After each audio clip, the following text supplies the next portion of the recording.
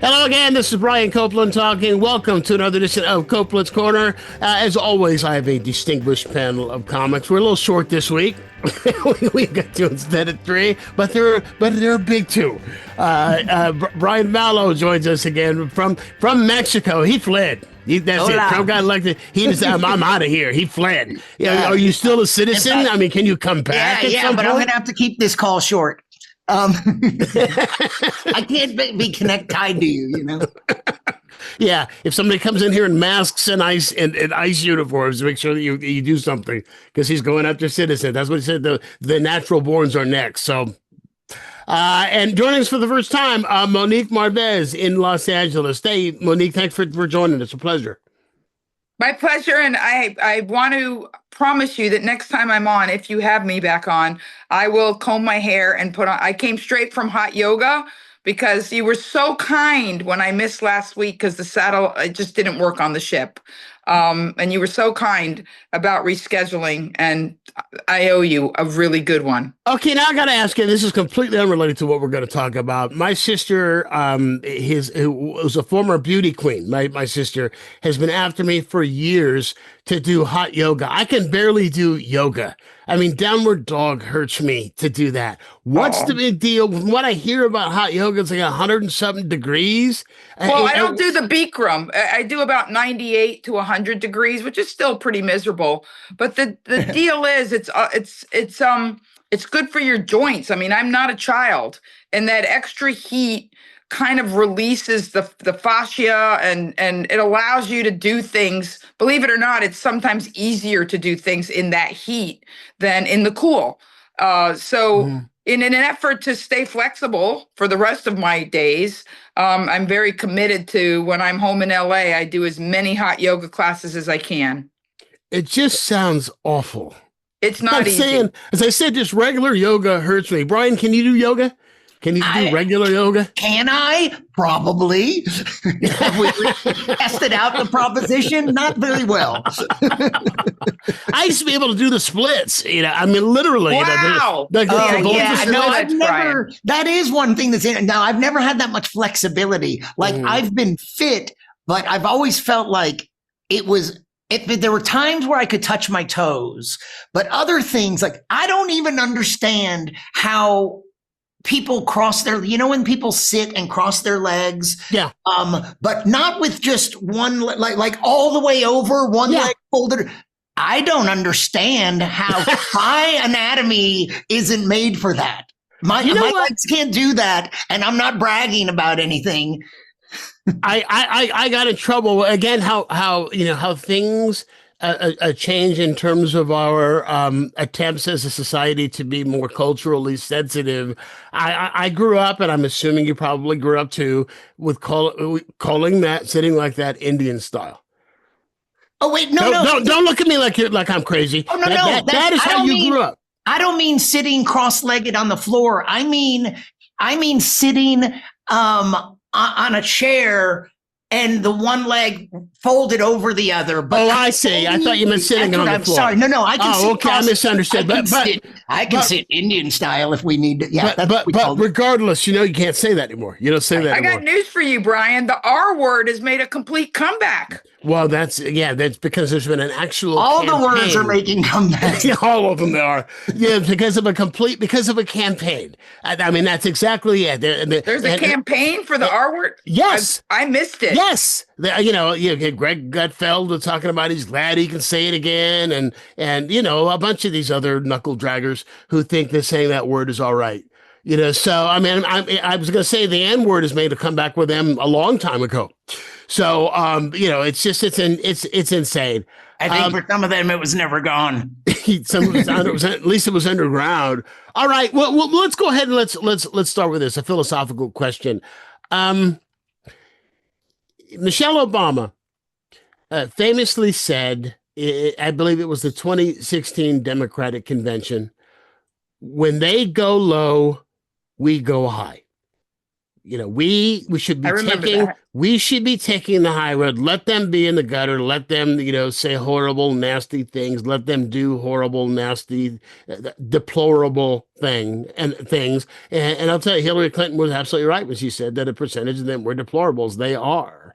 But she said when we go low, when they go low, we go high. We have a faction of the Democratic Party that wants a fight, that says, it's enough of being kicked and of being, beaten up on, of bringing the knife to a gunfight. It's time that we get right down in the gutter with them and we do exactly what it is that they're doing in order to fight back. When I was a kid, I was a bullied kid.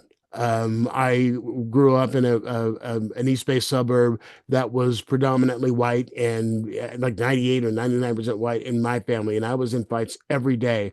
And I remember my grandmother said to me, hit his ass back. And after a couple of years being bullied, I hit this bully back as hard as I possibly could. I broke 2 fingers. I don't have knuckles on this hand because I broke 2 fingers punching this kid. But after that, nobody ever bothered me again. So my question for you is this.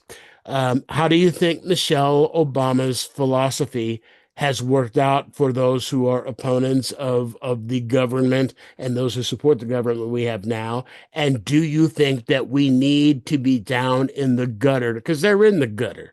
They're fighting in the gutter. Do we need to be down in the gutter with them instead of trying to uphold rules and uphold norms, all the things that we're trying to fight fair and they're not playing by the rules at all. So thoughts?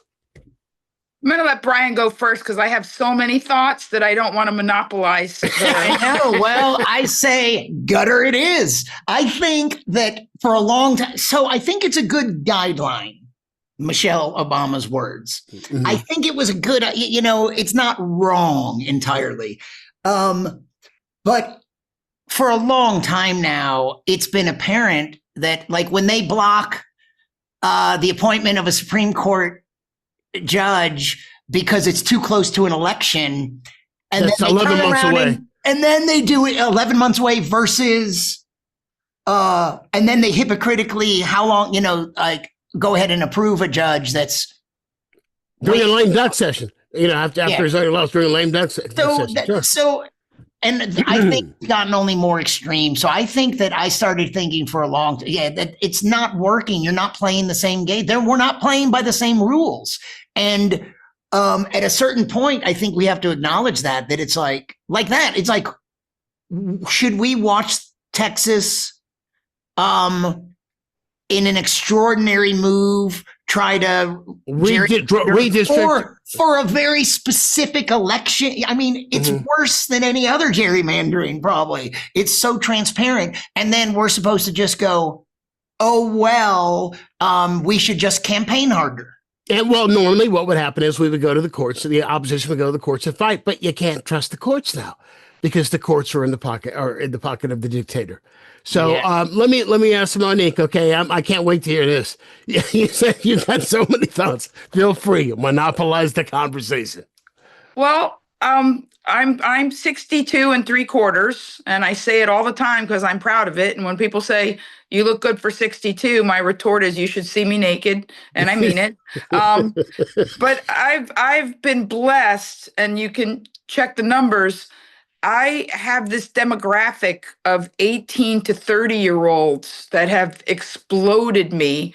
At one point, I had hashtag Monique Marvez had 190 million views on TikTok. Jeez. And I was the #1 dry bar. I'm not bragging. This is I'm giving you context. I have 190 million views.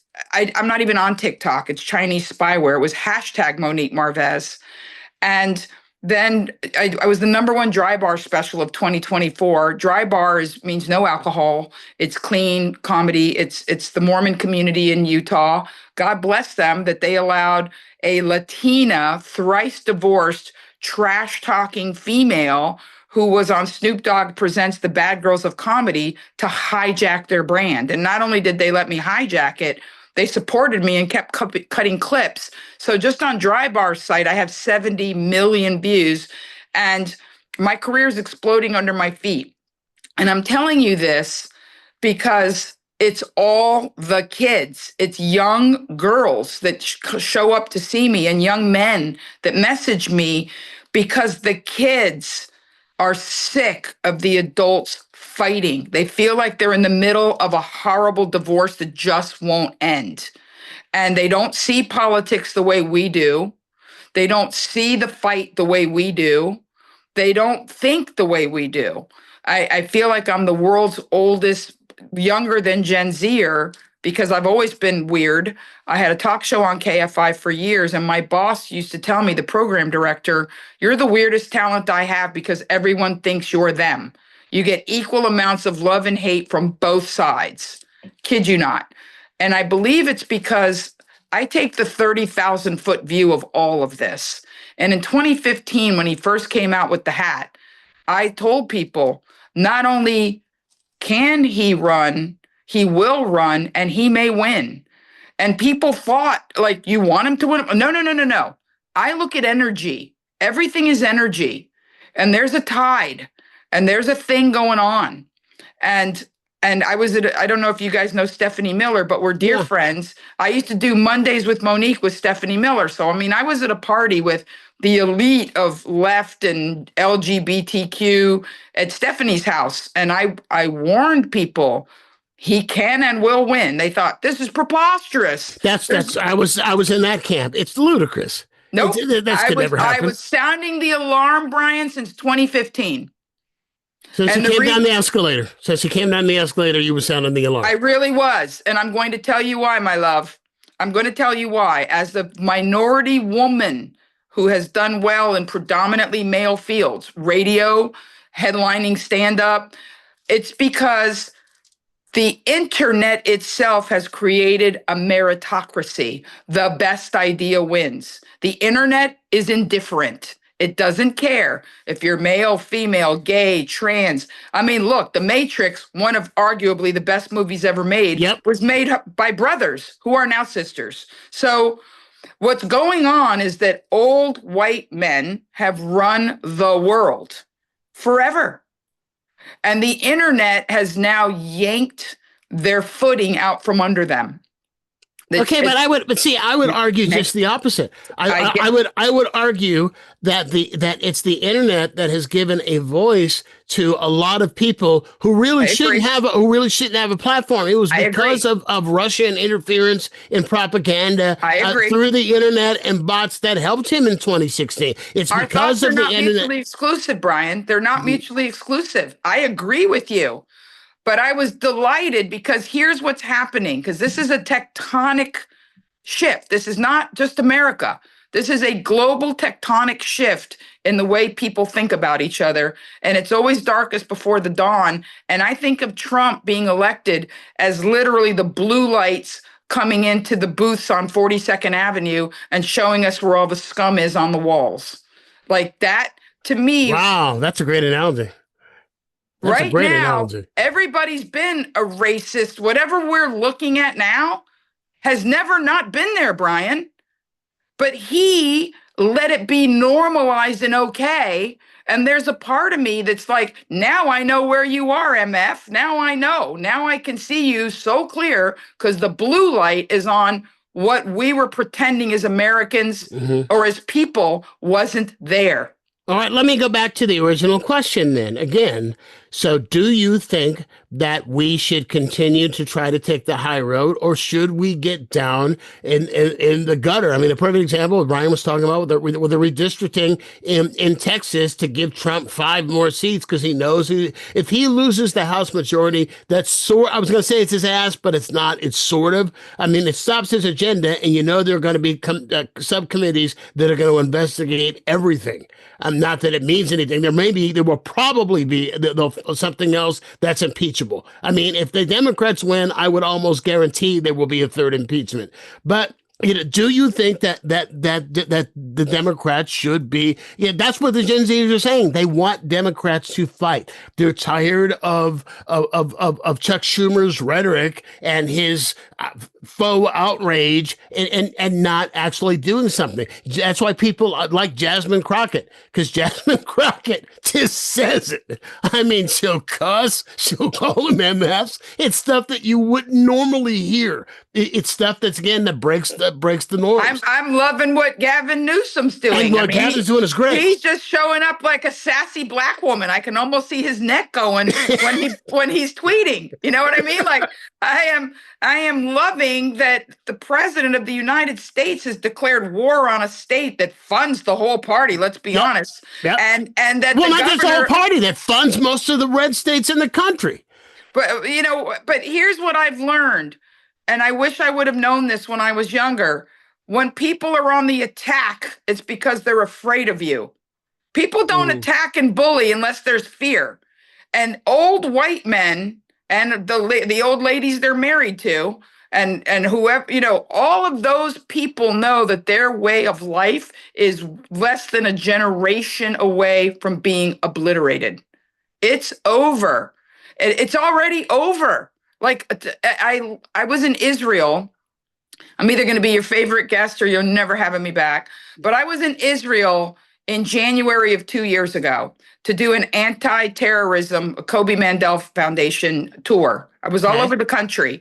And their president, who is a criminal, was trying to take the country back to orthodoxy. I was flying back with a woman who had been to Disney World for her son's bar mitzvah, and she was horrified by what was going on in her country and spelled it all out to me clear as day.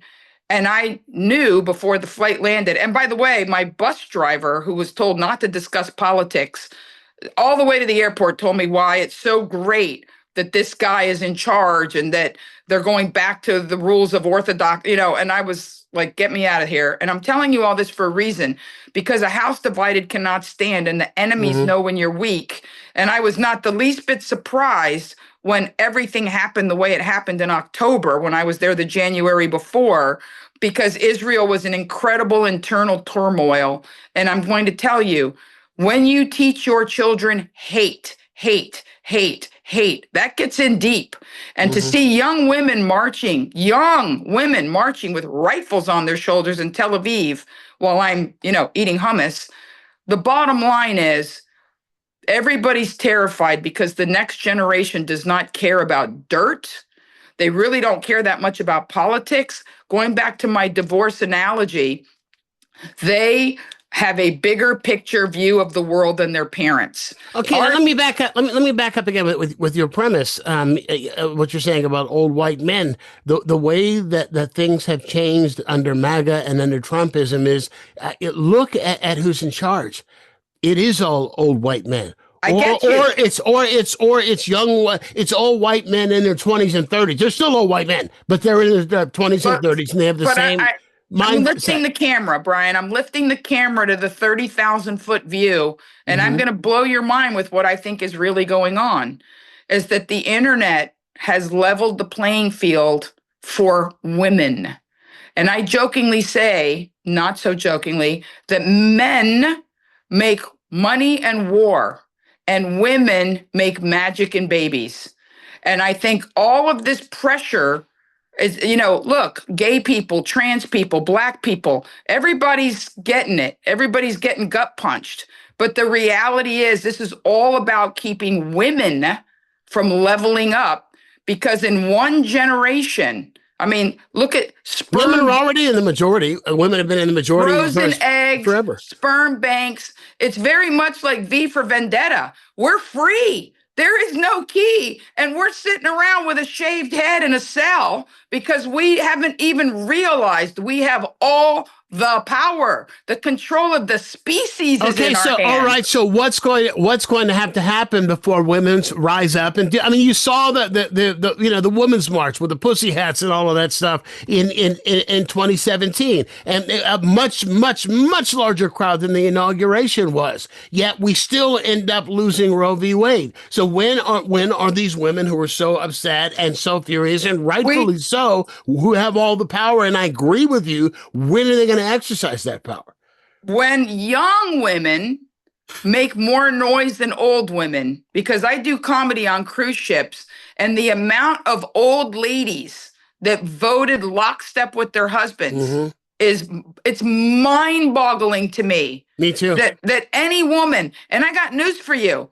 I have friends that can't stand Trump, but they voted with their pocketbooks. I have Jewish friends. I have gay friends. Like, how do you vote? Like, people, this was a fear election. This election was absolutely a fear election. But afraid of what? We had the best economy, they say, since man walked on the moon in terms of the unemployment rate, in terms of job growth. Yes, eggs were more expensive. Yes, that's not what Donald Trump said. I heard him just say in the past 24 hours that a year ago, this country was in really dire straits. I don't remember his exact words, but things were horrible last year, according to the entire planet.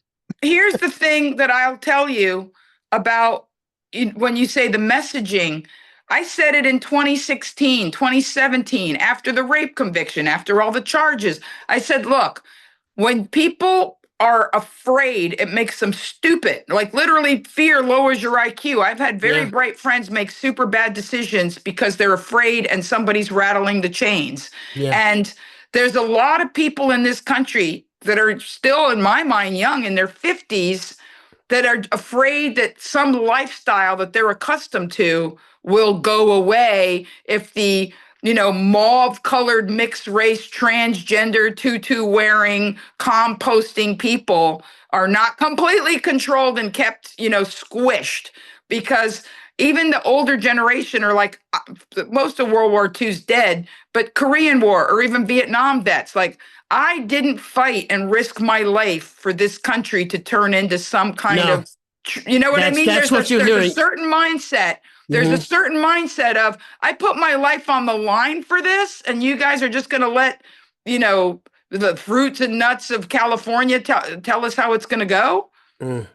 Let me stop you. Let me read something to you. And I know you got lots to say, and what you have to say. No, we're good. I'm sorry. No, you don't have nothing to apologize for. But I want to get to some other topics here, and I do want your take on it, especially your take as a woman on this. I had not seen this before. Katie Johnson is a woman who has accused Donald Trump and Jeffrey Epstein of sexually abusing her. And let me read part of what her testimony is.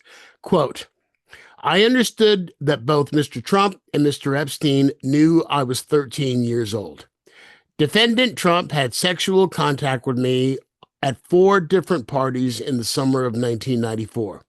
On the 4th and final sexual encounter with defendant Trump, tied me to a bed, exposed himself to me, and then proceeded to forcibly rape me.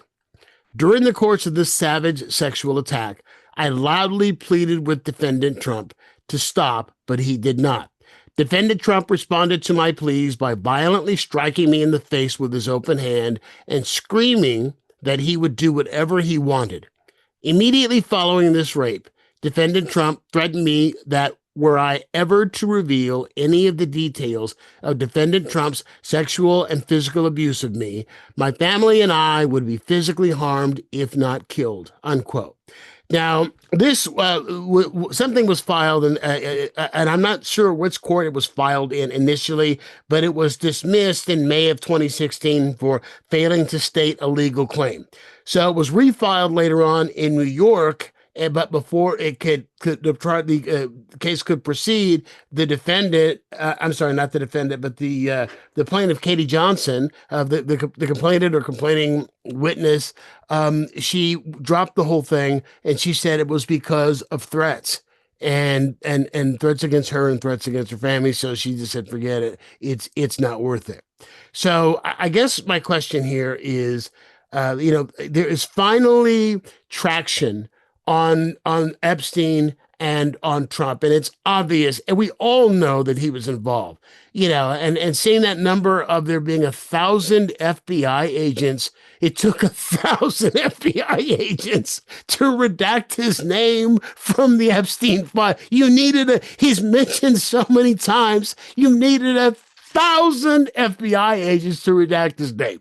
So If in fact this is true, and I know nothing about Ms. Johnson, nothing at all, but it sounds like a credible story to me, and not just because of my feelings for Trump. It just sounds very, very credible to me.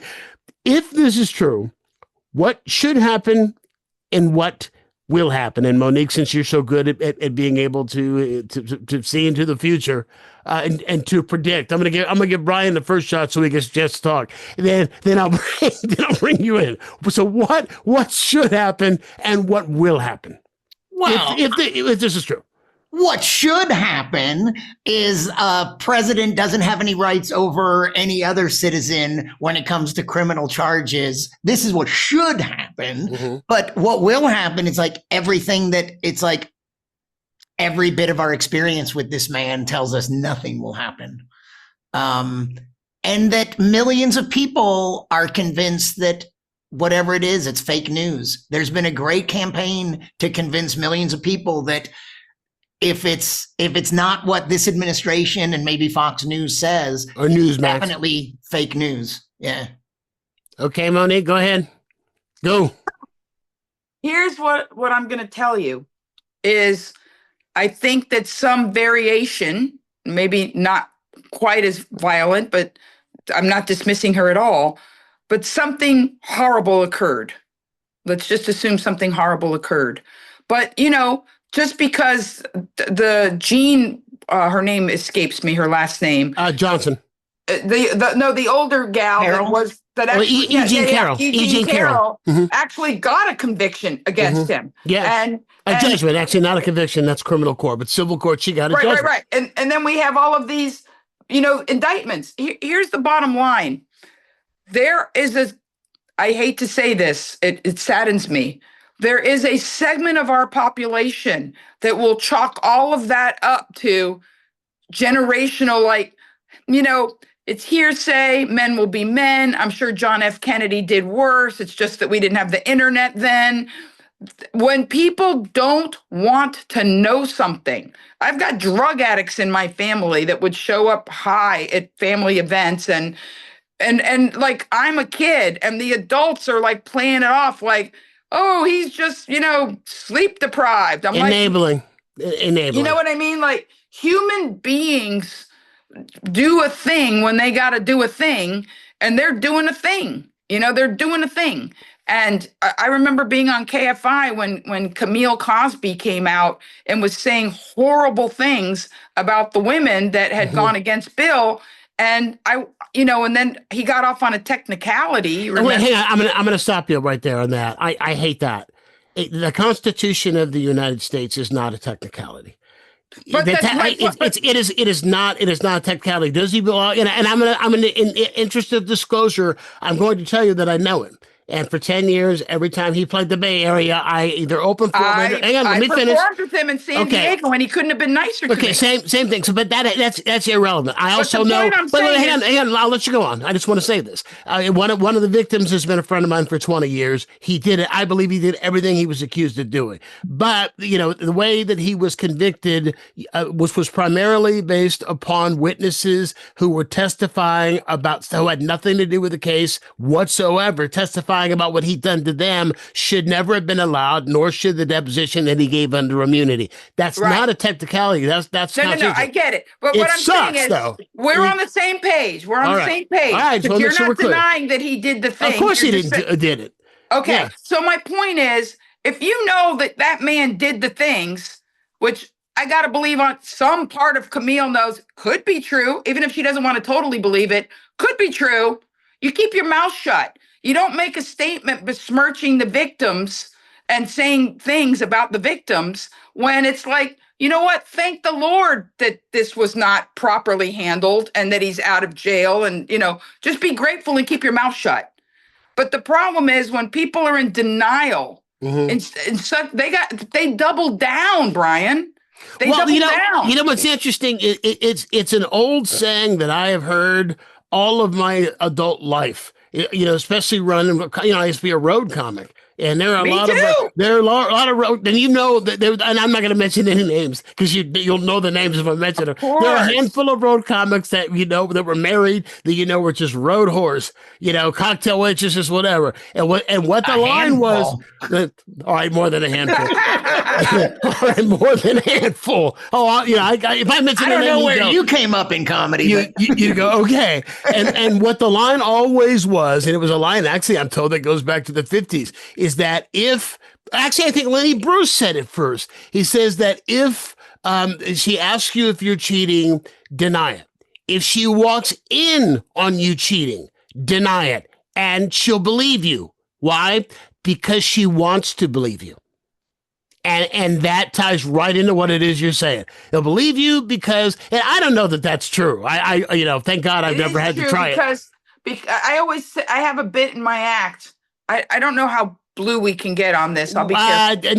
No F-bombs, but anything else. I never. But I have a whole bit in my act where I say when a woman loves a man, she has a piece of equipment in her gut behind her uterus called the dictar. And she knows where you are. She knows everything you do 24/7. She's tracking it like a weather system. But, if she does not confront you, if she just keeps quiet, it's because the kids are little, the mortgage is high, she really loves you. It is not time to tear her life apart. And I believe that the women, the men, the Latino men, do you know how ashamed I was that the majority of Latino men voted for him? Oh, I'll go farther than that. It's a shame that I am a black man. I mean, a couple of weeks before the election, I've got a show that I do. I'm doing now, and I started in 2019. And every time that there's an election, I think, okay, I'll never have to do this again. Then he wins, so I got to do it again. It's called the Great American Shit Show. And what it's 4 monologues on life in the Trump era. Some are things he's done, some are how people have been affected, and I go through all of that stuff, and it's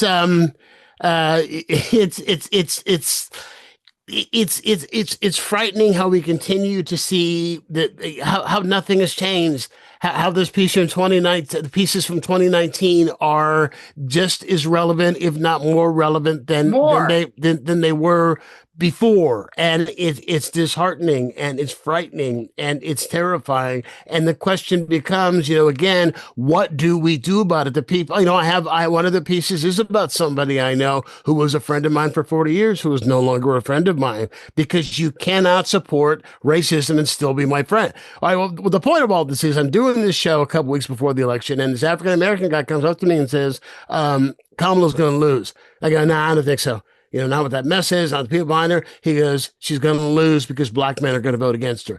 And I go, what are you talking about? He goes, every time I go to the barbershop, it's all black men in the barbershop, and they're all talking smack about her and how they're not voting for a black woman and how they're not voting for a woman.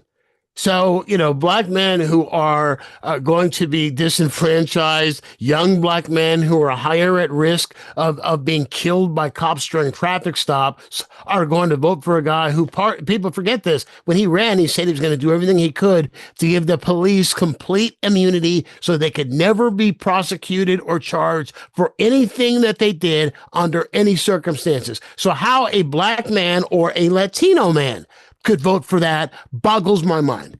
It just absolutely boggles the mind. You're making my point for me, Brian. They would rather go shoulder to shoulder with someone they despise than let women level up to their proper place in society. You've actually completely closed the circle, and that we are facing a tectonic shift as a species. It's starting in America because all the other countries do tend to look at us. But the idea, forget a black woman, a woman, it is very challenging, not for you two gentlemen, thank goodness. You would be surprised how many men are afraid of what will happen if women level up and take their proper place in society. I've got a friend, and this is the thing that I've never gotten, and I had never understood, and I apologize if this is offensive. This is an observation that I have had that for most of my adult life. And I know I'm going to get flack and horrible hate emails for saying this, but the reason that women aren't in charge is because women hate women. because women hate women. I have been, and you worked at KFI, I worked at KGO in San Francisco for 27 years. Doing the same thing you were doing in LA at KFI, and I've worked at television stations and other places where there is a hierarchy. And what I found is that women in a middle management or upper management, and there are exceptions, of course, but I've seen them be way harder on other women than they would be on men. Way harder. And there's the queen bee syndrome. I mean, I was a single dad, so I was involved in all of the PTA and all of that kind of stuff. There is a queen bee thing where there's one woman who's in charge and who makes it difficult for all the other moms and all the other women. And it's just, I always thought if women would just band together, they would rule everything. Because the fact that they're just by sheer numbers, they could control everything. But the fact is, I've seen too many women tear other women down. So tell me, this is an observation. And if you think my observation is wrong and could tell me that my observation is wrong, I'm open to listen. Well, number one of the things I'm proudest of, and again, saying I'm the world's oldest Gen Zer, I've been asked many, many times what I'm proudest of in my career. And I always say I've never screwed anybody in or out of a job. And I mean that in that, number one, I've never even been remotely transactional for a multitude of reasons that we don't need to go into. Mm-hmm. And number two, I always uplift and recommend and help other women get jobs in comedy, in everything, actually, in everything. That's awesome. And I'll tell you why. Because my dad raised me a very particular fashion, and I was named after Dominique Fransone in the Fountainhead, but my mother wasn't having Dominique. She thought it was too much of a hoochie. But my dad was a very erudite man. It is a hoochie name, Dominique. But Monique is not. Monique's pretty hoochie. But the upshot is that my dad raised me because he had a strong mother and he worshipped his mother, and he raised me to believe that the stronger the better, that I was, that I could do anything. Mm-hmm.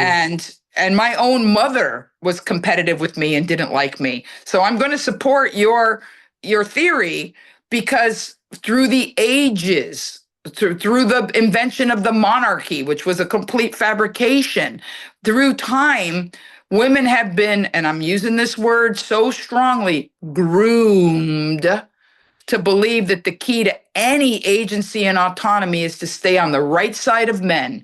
Just like African Americans and Latinos are taught, don't get on the wrong side of a white man. Don't, yeah.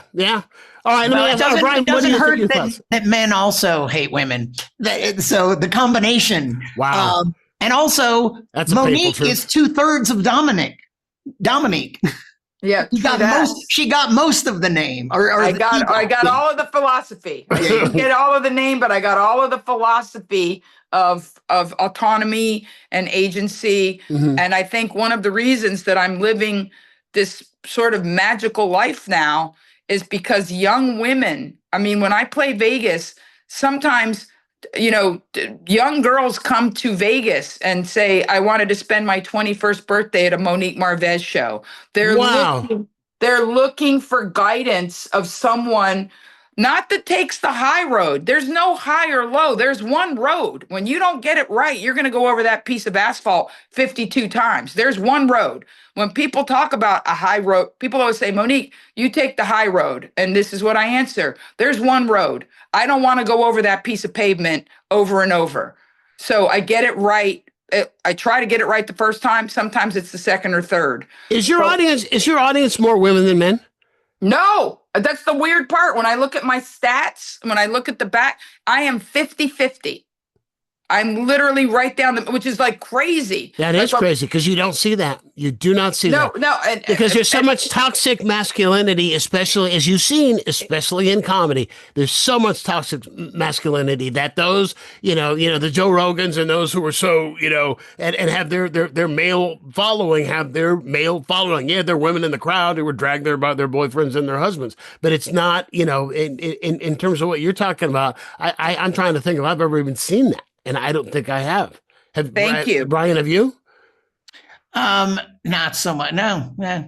Well, I'm going to ask you a personal question. I've never met either one of you in person, but Do you like me? Are you enjoying this conversation? Very much.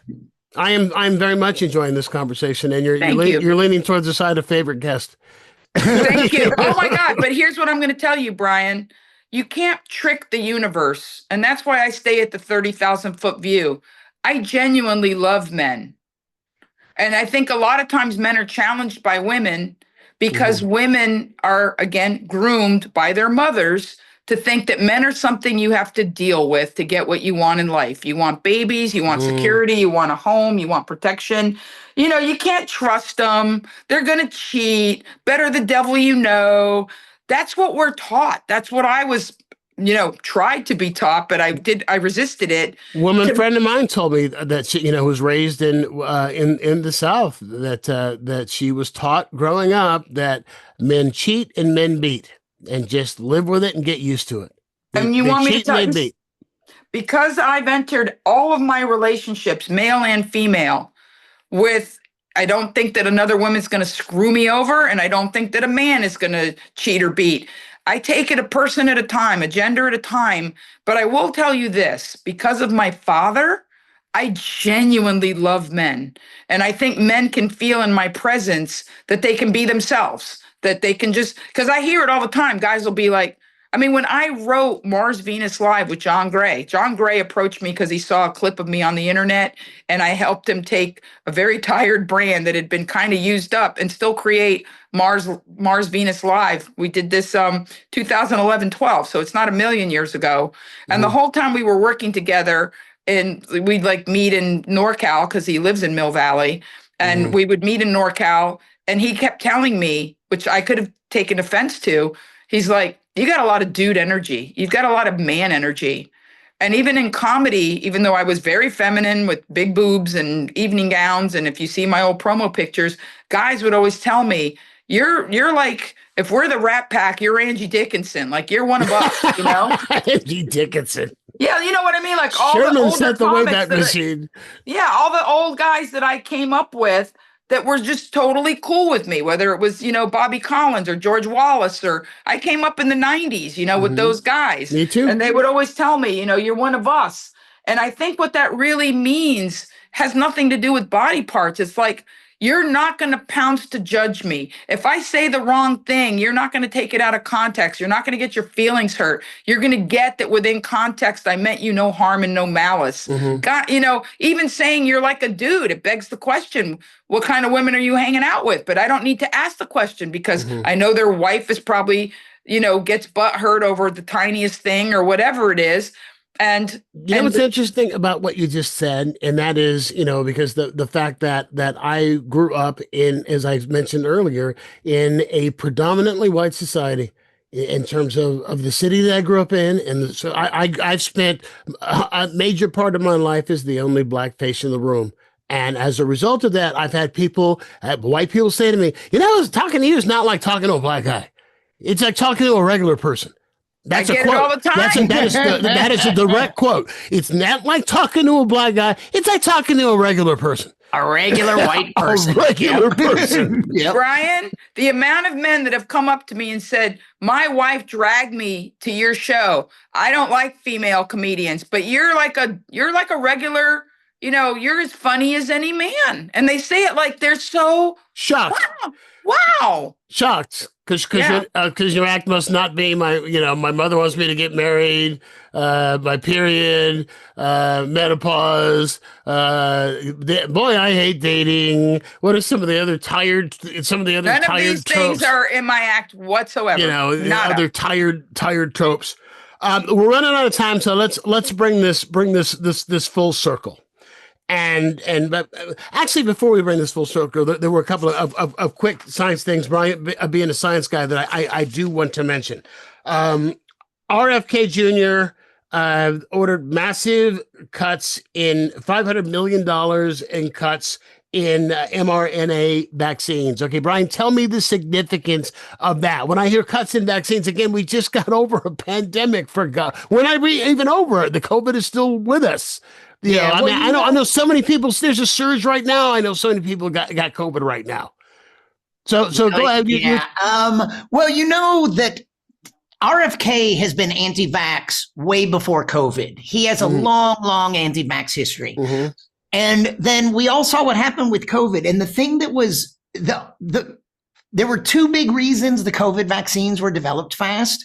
One of the reasons is that there's this technology that's been in development for 40 years. And they were using it for, like, I think the first SARS outbreak, and then other times where they attempted to make a vaccine with it. And it's basically a platform. So this part about which we don't need it, and I can't go into I don't know the hardcore details. Okay. But say it's a platform, and when COVID hit, it was like the right candidate to plug into the platform, and they were able to develop a vaccine very quickly. The other thing that made it, we never got over all the people saying experimental vaccine. Yeah. One of the other reasons it happened fast is that normally you would have to complete all your human trials. That's right. And then start manufacturing the drug. And they took a big bet, and they decided when they had this candidate, they were like, let's go ahead and produce some of it while we're running the trials. And if the trials fail, then we wasted some money. But if the trial succeeds, boom, the vaccine's already there. And that's one of the big reasons why it happened so fast. Okay, so tell me about the cuts.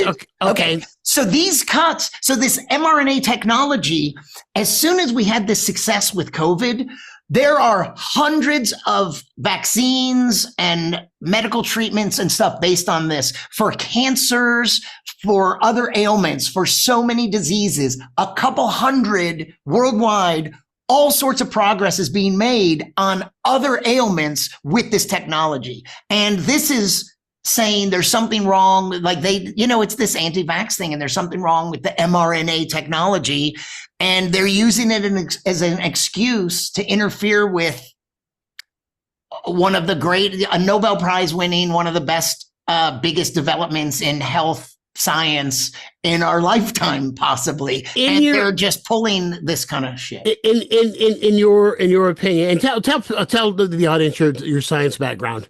Because I didn't mention it. I'm just an enthusiast. I'm a science comedian. No, yeah, but you go to all these conferences. You go to a lot of conferences. You go to a lot of these conferences. That is true. So as much as I have my circles of comedian friends, now my circles of scientist friends and science writers and communicators is just as big.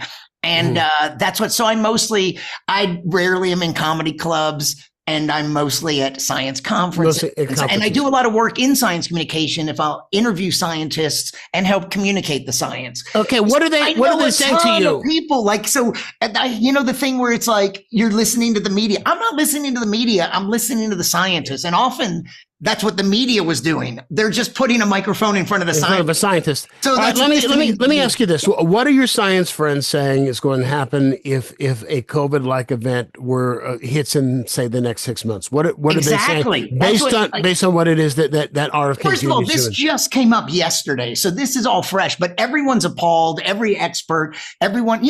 He also eliminated all the experts from all these panels. Yes, that's what I'm saying. That was the first thing he did. But it's like. It's universally horrifying. Horrified. The reaction. I don't get we're going to be less prepared. If we learn nothing from our previous experience, we should just be more and more prepared, and we will be less and less prepared. And not only that, this is going to affect. There's possible bird flu, COVID, something new that we haven't encountered. Something new will come, and they can call it a hoax or something. But every expert knows.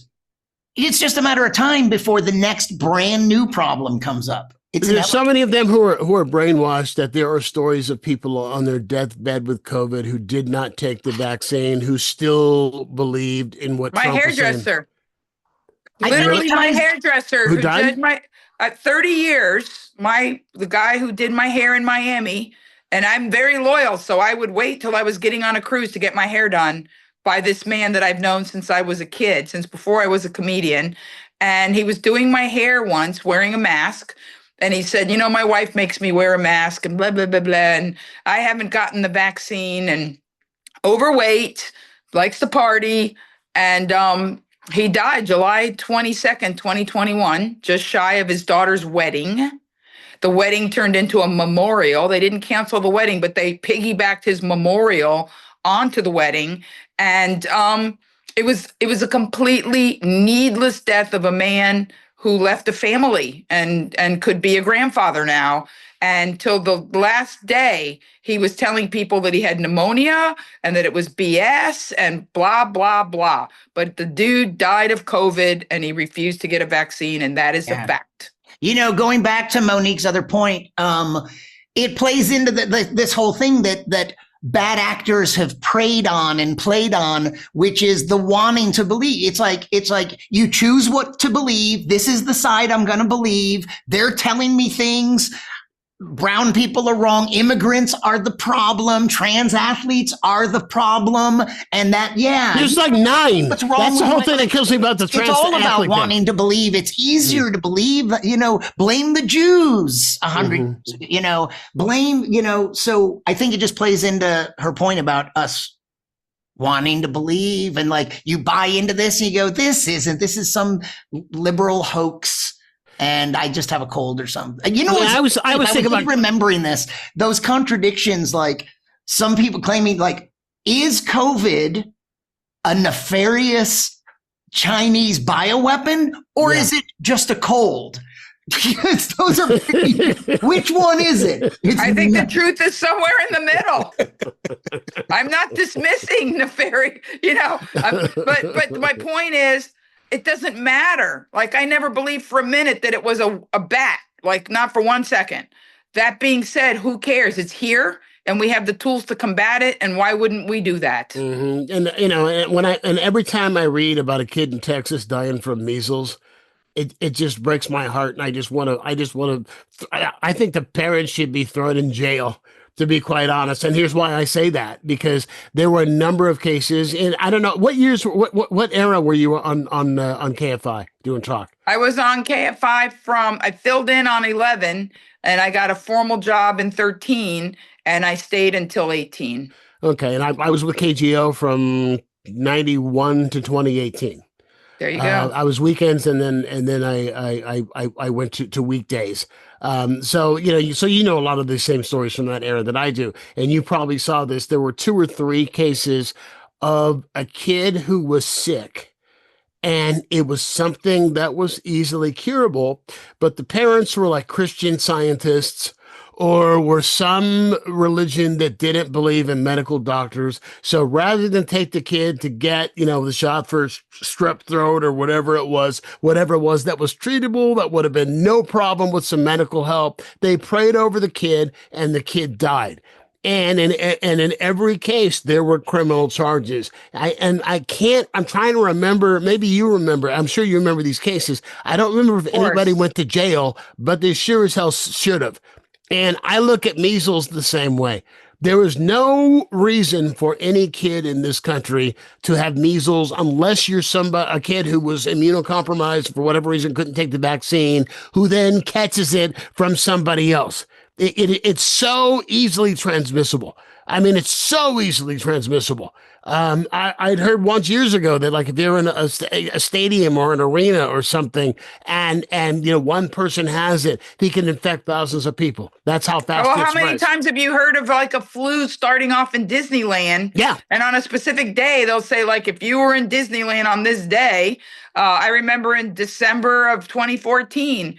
That there was some big virus outbreak in Disneyland, and I had been there with my friend and her elderly parents, and they were contacted from the park, and I thought that's pretty cool. I mean, They ended up being okay, but that's the world we live in now. There's no reason for people to not know what's going on and not be able to survive. But here's the challenge, Brian. I have reasonable friends that I am friendly with still here in LA that are, whether they're vegans or whatever. I have friends that are very liberal and anti-vaccine. And I don't understand that. But they're funny up here in Marin. Yeah. I mean, I did a show once where I had, because all of this MMR crap started with a doctor, I'm putting in quotes by the name of Andrew Wakefield, who was paid to write a study that came to the conclusion that the MMR vaccine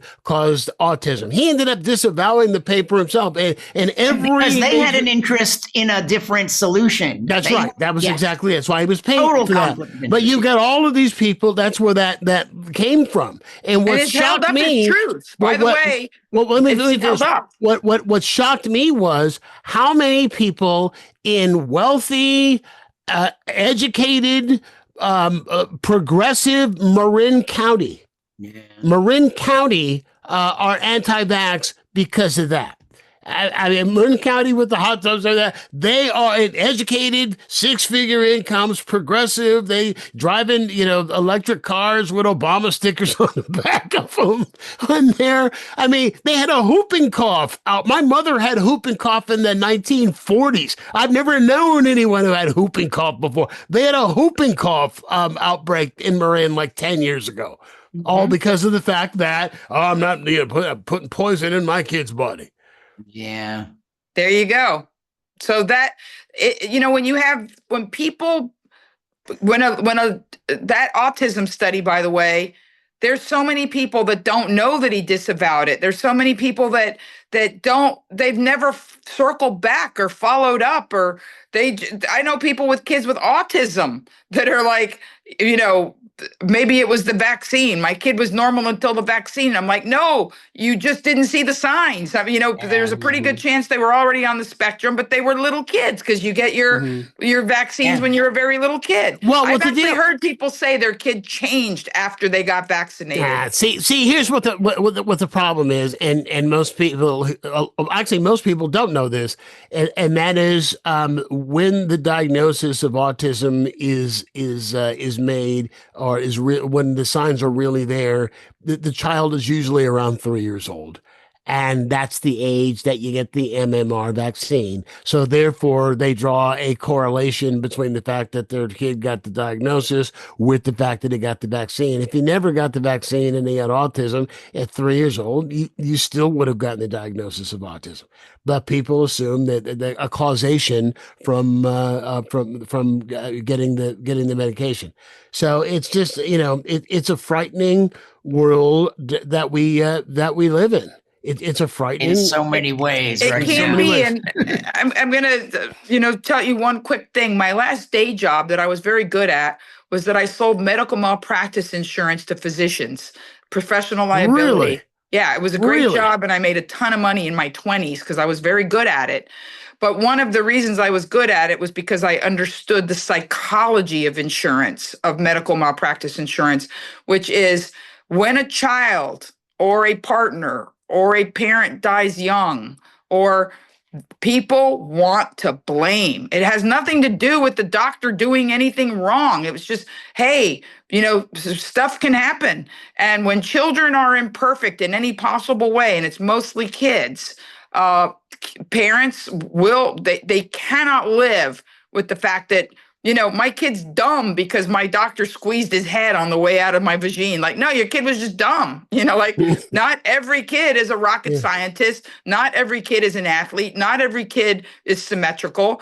And I can tell you, selling malpractice insurance, there is always a need to blame an outside party when your life is not the way you think it should be. Mm-hmm. And that translates across the board on all of our conversation. Yes. Scapegoating has us in this position right here. And now it's political, it's really kind of a human thing, which plays out on all different layers of society. Well, and right now, exactly. Right now, it's kind of not chic to hit and rape women anymore. So they kind of have to spread out the scapegoating of now it's got to go across brown and black men and it's got to go across trans people. And we got to spread it out because it used to be we could just, pound on women behind closed doors and that was okay. Mm-hmm. But we can't do that anymore. So we got to spread it out. In terms of the blaming part, I have always said, and I'll have Bagga jump on me for this, but it's the truth that Donald Trump is the president of mediocre white men. And what you've got is mediocre white men who have failed in life And rather than taking responsibility, which they preach to everybody else, and pulling themselves up by their bootstraps, what they preach to everybody else, they want to say that they're mediocre or have not achieved what they wanted because of women, because of immigrants, because of LGBTQ people, because of trans people, because of poor people. They're all the reason that they have not done better in life, because somebody's got to be blamed. It can't be that it's because I chose, not to go to college, or I chose blue ribbon. I dated a stripper. I had 3 kids with 2 people, and alimony killed me. Like, whatever. Yeah, so that's you're right on about that. I'm sorry, Brian, you were just going to say something. I cut you off. There were a couple. I don't know right now. Don't you hate that? But one thing that I forgot, there were like 2 different things that Monique just reminded me of. But one was going back to when you said about the whooping cough parents, and how, they were probably charged and all. And more recently with measles, there was that couple, I feel like we might have talked about it before, who not only I don't think they were charged, I don't know about that part, but they didn't feel sorry for not vaccinating their child. They were living with this like frontier attitude of like, I guess that's why you have several children, and that's the Lord's wish that we lost that one, but not through any, no regrets. And this is within days of the child dying. Brian, they double down. They double down. And I have to tell you, that has a lot to do with cultural evolution. I used to do a lot of USO tours. I've been all over the world. In wartime Iraq, I performed in Mosul. I performed in a cafeteria that blew up 3 weeks after I was there. And I would talk to the people, the kids. I wouldn't, obviously the generals and the higher ups are going to tell you a different story. So I always talk to the kids, that a lot of people join the military because it's military or jail, or it's military, or you know what I mean? Or extreme poverty, or want to get an education. Yeah. And they would tell me that one story they told me was how an accidental missile went off the base and flattened a house and killed some children. And he said, we went over to talk to them in our American way of like, oh my God, this is horrifying. We can't apologize enough. How can we make it right? And they said within a few moments, it was like, money, this much per kid. He was jokingly saying like they were dragging in cousins and going like, act like you're dead. You know what I mean? Like, because they don't value. There are human beings that just don't value life, their own children's lives or their spouses' lives more than, and again, it's vibrational, energetic, cultural. I don't know what word to put on it, but they're not in an elevated enough state to know, like, there's no amount of money that can replace, like, if my dog died, I'd be beside myself. Yeah, I hear you. I'd be beside myself. I hear you. I can't imagine looking someone in the eye and just saying, hey, stuff happens when you party naked. What's the top dollar we can get per dead kid? Let me write you a check. Oh, wait, that was the other little thing. Sorry, it's out of context, but it was about, like, I guess the same kind of denial which Trump and the Epstein trials. I saw a social media post that was like, hey, it wasn't even until like the 1990s that having sex with someone under 13 was a big deal. That's the defense. Oh, I'm surprised people haven't said Jerry Lee Lewis married his cousin Myra. You know what I mean? Like, therefore, it's okay. Yeah, well, in Kansas, you could get. I don't know if it's still the truth, if it's still the law, but as recently as at least like 25 years ago, you could get married at 12 with parental consent. If your parents signed off and you're 12 years old, you could get married in the state of Kansas. Again, I don't know if that's still the law or not. But it's, there's just no excuse for this. But you're right. They're going to try, once it becomes clear, once it becomes undeniable that he did what it is that we all know that he did, they are going to twist themselves into pretzels, trying to find a way to excuse it, to justify it, or to rationalize it. They're going to double down. Yeah. And it's, and to, this is my final thought, because I feel like I've just hogged everything. Because we're out of time, so I'll give you the last word. Done. Here's what I'm going to say is that We have become a nation of enablers because we want what we want. And this is just enabling bad behavior on the largest scale that we've ever seen. And that's what's really going on. That's it. In a nutshell, that's exactly it. Brian Malow, Monique Marvez, a pleasure to have you. Anything you want to plug, Brian? You got any conference coming up? Anything happening? No, I'm going back. Well, it's nothing to plug for anyone except I'll be back in the Bay Area for the first time in a while. Yeah, he's in Mexico, I should mention. He's in Mexico right now. Yeah, so I'm going to do something for this is the kind of gig I get. And it's going to be some comedy, but it's a little more of a science communication talk, but it's also funny at a conference of the American Physical Society on the West Coast. So that's a physics organization. Holler at me when you're in town. Let's go have lunch or something. When you're back. Where are you living now? Where are you? I'm in the East Bay. Okay, in the East Bay. I'm in the East Bay. Santa Cruz. And it just so happens. So my gig is on a Saturday. And on Sunday, my friend Mike Capizzola had talked to John Fox. So we're going to do The Crow's Nest together. Oh my God. So long. I haven't played The Crow's Nest in years. It has to be one of the longest running weekly shows that I've ever heard of. I need to reach out to John. I need to get back in there. The Crow's Nest, for those who don't live in the Bay Area, the Crow's Nest is it's a restaurant in Santa Cruz, California, and they do comedy on Sunday nights. Great. And I have not. It's been years. I mean, I brought my kid. Too. My kid was like 10 or 11, and he's 36 now.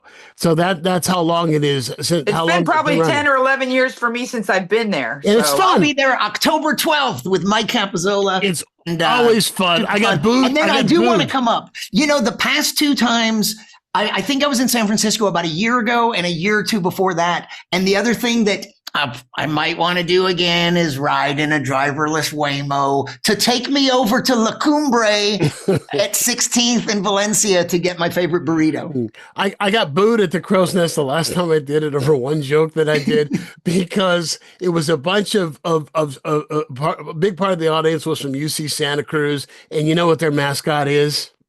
The banana slug. Oh, that's right. That's their mascot is the banana slug. And what I said was, who's your rivalry with? Salt? That is so funny. What's wrong with that? And they booed me. They booed me for saying that. Was that offensive? Well, yes, because they have banana slug pride. How'd you like to have been in that meeting? We need a mascot. What do you think? Beavers? There's too many. Not too many lions. Banana slugs. There are no banana slugs. That's what we got to do. Monique, where can folks see you or hear you? Please go to MoniqueMarvez.com. I've got a gig in Healdsburg on October 3rd. I do Throckmorton's, every few months, and I love your neighborhood. And just if you live anywhere else in the country, just go to my website and you'll see my tour dates. What part of LA do you live in? Right in the middle of Hollywood. I used to live on Hollywood and Vine. I lived at the W, but I moved, and now I'm on Cahuenga. I'm 5 blocks away. I used to live on what's the street right above Hollywood Boulevard? And at Cahuenga. Franklin. Thank you. I lived on Franklin right by Cahuenga. Yeah. I know it well. That's my hood. Well, neighbors. So glad we had Mr. Rogers. Time. Yes, I am. I'm going to put on my tennis shoes now and change my sweater. Brian Malow, Monique Marvez. Monique, please come back. My pleasure. You were delightful. And I'll look nice. I'll have my hair combed. You look great. So please come back again. Done deal. You are welcome anytime. Done deal. Thank you. I'm going to come back again, too. Fine. Yeah, okay. Thank you. Brian stepped in at the last minute. We had a comic who was sick, and Brian came to bat for me at the last minute. So thank you. I very much appreciate that, my friend. And it's been so nice catching up also with Scott Silverman. Where's Scott? in the empty square. See, this is inside. This is all inside baseball. I want to thank you for listening. If you're listening to the audio version, I want to thank you for watching. If you're watching us on YouTube, 2 things you can do if you like what it is that you're seeing or hearing. Like us, of course. Share us, of course. If you're listening, please go to your podcast provider where you can review. Give us a 5-star review. That helps people to find the show. And please subscribe. Please subscribe, especially on YouTube, time so we can do this live as opposed to recording on Wednesday and dropping on Thursday. So I will check you out next time. Till then, be kind to your neighbor. He knows where you live.